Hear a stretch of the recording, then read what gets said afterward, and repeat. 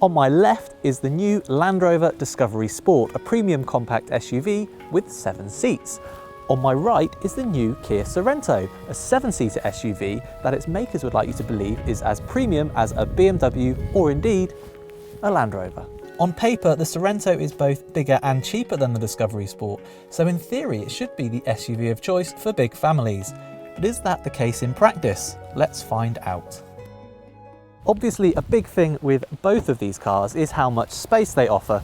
We know they've both got 7 seats, but let's have a quick look with the seats down, see how much boot space they've got. As you can see, even with that in, this is a big boot in the Land Rover.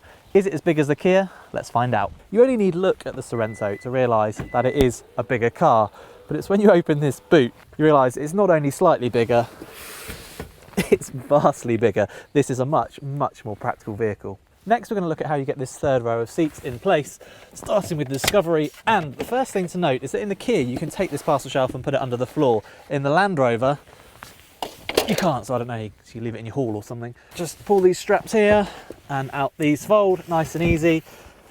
Obviously, you've got a bit of a boot there, but not much. Back with the Sorento, as we've already said, this parcel shelf slots under there, which is really neat. And then it's just a case of pulling the straps, much like in the Land Rover, and hey presto, you have a 7-seater. Only this time, you've got a slightly bigger boot space still. Right, back with the Discovery Sport, and let's actually see how easy it is to access these rear seats. Bearing in mind I am a good 20 years older than most people will probably be using them. Right, I'm in. It wasn't too difficult. And actually, I've slid this second row forward a bit, and there's a decent amount of knee room. My knees are kind of really up around my chest, and headroom is okay, but for occasional use, it's going to be absolutely fine, to be honest. Other neat touches, there is a little heater control here with air vents and USB sockets so you can keep your phone charged up. Now for the Kia, you can slide these seats backwards and forwards, but actually, because it's such a big car, you don't really need to. I'll climb in. It's not really any harder or any easier than the Land Rover to access these seats. Put that seat back. There is a fraction more leg room here, but obviously there's more in the second row. Headroom's about the same, and again, heater control, but no USB this time. And something I really should mention here is that the seats are a lot more substantial, a lot more comfortable, and you don't have your knees quite so much up around your chest. In both cars, there's ample room in the second row of seats for 3 adults. Plus, you can fold all of the seats flat to create huge load bays. Up front, meanwhile, the Kia's large touchscreen and good levels of fit and finish make it a pleasant place to be, although we have to say it still lacks the Land Rover's functional yet stylish layout, now complete with a new infotainment system. We're starting off driving the Discovery Sport. Now obviously I'm not going to pretend that this is a small car, but compared with the Sorento it does feel pretty wieldy. It's also actually really good fun. The steering's nicely weighted, and although Land Rover's obviously had to make suspension quite stiff to stop it rolling around too much in corners, the ride is still very good. It's a very comfortable car, particularly once you're out of town and on the open road. It's really impressive. The Land Rover is powered by a 2.2 litre diesel engine. This car is matched with a 9-speed automatic gearbox. You can have a 6-speed manual, but to be honest, this 9-speed is really superb and it's worth spending the extra on. There's enough power, 0 to 60, about 9.5 seconds, which is the same as the Kia. So while it's not outright fast, it is quick enough and there's enough mid-range torque. It is, however, a little bit noisy at town speeds, and on the motorway you get a bit of tyre roar as well. Coincidentally, the Kia is also powered by a 2.2 litre diesel engine, although it's actually a little bit quieter, a little bit smoother at low speeds than the Land Rovers.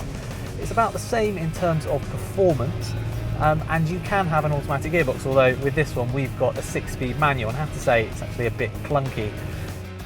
The Sorento is also comfortable on a long journey thanks to its soft suspension and well-controlled road noise. Where the Kia can't match the Land Rover, and by quite some margin, is in how enjoyable it is to drive. The steering feels numb and artificially weighted, the suspension is soft, but the ride's actually worse. You feel a lot more of the bumps, and you also get more body lean in corners. And while it's good for a long journey, perhaps the best way you could sum it up is it lacks the feel-good factor that you get with the Land Rover. It just doesn't feel fundamentally as well sorted. I'm going to throw some numbers at you now, starting with price. The Sorento costs just under £29,000, which is about £3,500 cheaper than the Land Rover.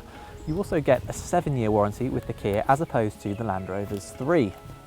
The Kia even beats the Land Rover for towing with a 2,500 kilo limit versus the Discovery Sport's 2,200 kilos. Both will return about 35 miles per gallon in normal driving. You could quite reasonably argue that by being bigger and cheaper than the Discovery Sport, the Kia is also the right car for you. And if that is your point of view, then I'm sure you would be very happy with it. It is a good car. However, I don't think people buy 7-seater SUVs without an element of heart-ruling ahead. And that's where Land Rover has been so clever with its Discovery Sport, because by combining that premium badge with that sharp styling and the versatility of having 7 seats, it really has got all bases covered. Yes, it's more expensive, but I really do think it's worth it. As ever, you can read detailed reviews of both of these cars and many more by clicking up here to go to the Telegraph Cars website. And of course, don't forget to subscribe to our YouTube channel by clicking up here.